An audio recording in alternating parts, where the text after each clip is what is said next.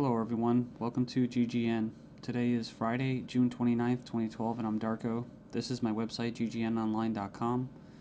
There's a poll up there, you can check on it and vote how long until a drone kills the first American on American soil. So far, the majority are saying within the next year, followed by the next 2 years. You can follow GGN with your email address, also on YouTube, ddarko2012 and ddarko2013. And if you'd like to help, you can donate right there. So, and there's also a little news archive there. So, I'm ready to go here, and we're going to cover the economy. And the biggest news, of course, is Obamacare approved. It was kind of shelved for a while there, and now it's back from the dead. So, and a little bit of eugenics, because you have financial warfare, and then you have social warfare, you have eugenics, and it kind of all just is immersed, right, in the same global agenda. So it says here, Obamacare approved, IRS to force Americans to buy health insurance. It says it's a victory for Obama and a travesty for the middle class. The Supreme Court upheld Obama's health care mandate, empowers the IRS to begin to regulate America's health care by 2014. Expect IRS thugs armed with shotguns knocking at your door to fine you almost $700 a person or $2,000 per household for failure to purchase health insurance. If you fail to pay the outrageous fine, expect to be sued by the IRS. It says here that revised healthcare laws remove the penalty of almost $250,000 in imprisonment up to 5 years. It says here this ruling allows the federal government to force citizens to enter a contract with private corporations to buy health insurance. This is happening just days before the 4th of July, when Americans won its independence from British tyranny, and now we face the same tyranny today. It says here by 2014, all Americans will have to submit or face being fined and sued by the Internal Revenue Service. The American people are already struggling financially with record unemployment, inflation, and trillions of dollars in national debt. By the time health insurance becomes mandatory, the middle class will be financially bankrupt. This is the reason why the military and police are preparing for martial law in the U.S. streets, says because people will revolt against the system that has basically turned people into financial slaves. So it says here that they're conditioning Americans with checkpoints and speed traps, army drones to spy on us.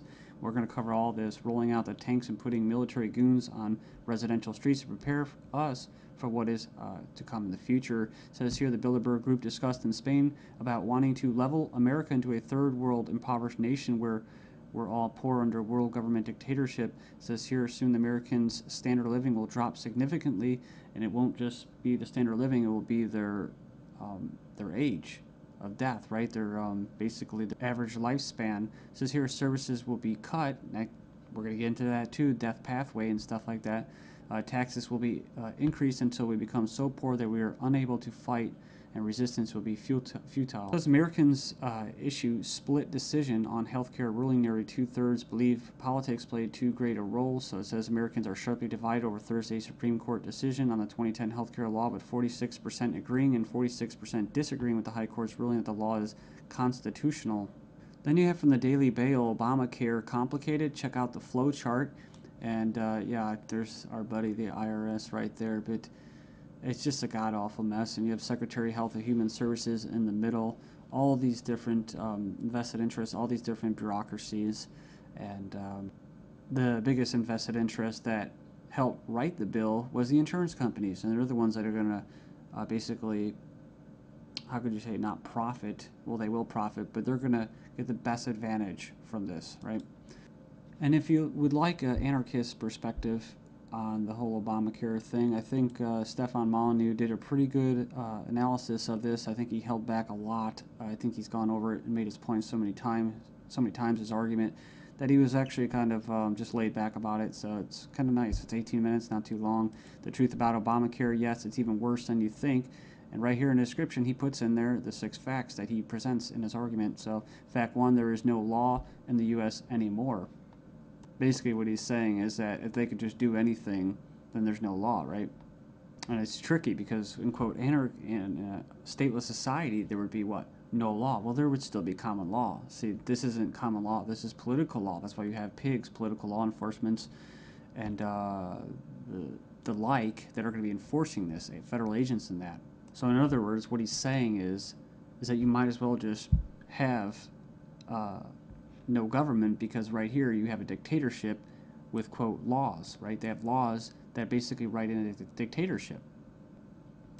So we have here Obamacare is an admission that all previous government healthcare programs have failed. So, and this is true. I remember the recording, about Nixon and stuff like that, getting people on Medicaid. Doesn't really matter whether it's good or not. And in fact, costs have already doubled from initial estimates, and that's usually how it works. As soon as this gets closer to fruition, oh yeah, some hidden costs. Sorry guys. Fact 4, 70% plus of healthcare issues result from individual choice. So the thing about it, he's talking about smoking, drinking, eating basically a lot of bad food and stuff like that. You can actually help. But a lot of these people that are going to, quote, benefit from this are not going to be doing anything to help their own health, right? So it says here the inability to discriminate on pre-existing conditions is an essential driver of healthcare cost. So I think what he's saying there is it's not very free market. It says here that the fines for non-compliance are destined to rise enormously. We have 15 reasons why the Obamacare decision is a mind-blowing disaster for America. It was actually, it says here it was voted 5-4 decision to uphold the vote. And it says here, the bill, it says here the swing vote was Chief Justice John Roberts, who was appointed by George Bush, W. Bush. And not that you'd have any confidence in the judicial system as it stands, just based off past history and their track record. It says here, after the vote today, it is hard to have any faith in the U.S. Supreme Court. I guess they're saying because he was quote conservative. According to the Supreme Court, the federal government has the power to force you to buy private goods and services. And it goes on and says here that it's another step away from individual liberty, another step towards a nanny state. I hate that word. But it says here IRS is now going to be given the task of hunting down and penalizing Americans. And it says here, in fact, the Obama administration has given the IRS $500 million extra outside the normal appropriation process to help them enforce the provisions of Obamacare they're in charge of overseeing. It imposes more than 20 new taxes on the American people. And you can click the link there. If you click the title of this article, you can find it and check it out. So it says here, number 5, an attempt to control costs and promote efficiency. Obamacare limits the treatment options that doctors and patients can consider. In other words, the death pathway, right? The British system, this is likely to result in a decrease in life expectancy. That's what I was talking about in the United States in the beginning of this video. So yeah, it's going to send health insurance premiums soaring, especially for younger Americans. And, it's going to crush small businesses, as they say. And number 9, Obamacare is going to make the emerging doctor shortage in America a lot worse. So hundreds of thousands of doctors are leaving the medical profession because of this. It says here it's already forced the cancellation of dozens of doctor-owned hospitals. And it says here that the following is one example from the Alliance Defense Fund. It's an insidious little provision. It says here, did you know that this bill, you'll have to pay for life-saving drugs, but life drugs are free. So 100% free. If this plan were really about health care, it would be the other way around. So yeah, it's like robbing from the future to pay for the living. So and it just turns into a god-awful mess. It's not even just politics, it's generational. 13 reasons why the revolution might start with Obamacare. Go in there and check that out. I'll just name a few and you can hopefully go in there and check it out. It says here that's a direct tax which is unconstitutional under Article 1, Section 9. And you can go in there and read that. It says here it violates states' rights since the federal government does not have the constitutional authority to take over health care as stated in the 10th Amendment outlined in the Bill of Rights. This mandate is involuntary servitude or slavery to big banks and insurance industries, neither slavery nor involuntary servitude except as punishment for a crime whereof the party shall be duly convicted. Basically, the 13th Amendment. So yeah, that's the federal government's 4th of July Independence Day present to Americans. It's pretty crazy. I mean, you think the timing of this was just happenstance? I bet it isn't.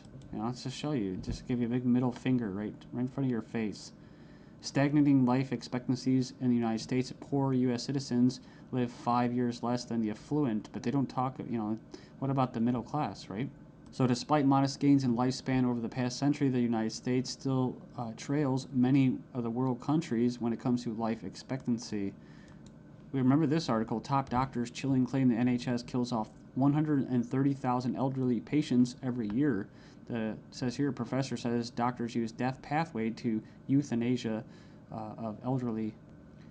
Says here that Liverpool care pathway, death pathway, may be slippery slope to backdoor euthanasia. This is from 2009 from the Telegraph. It says here that the patient assessment selects those deemed close to death for withdrawal of food and fluids or being placed on a continuous sedation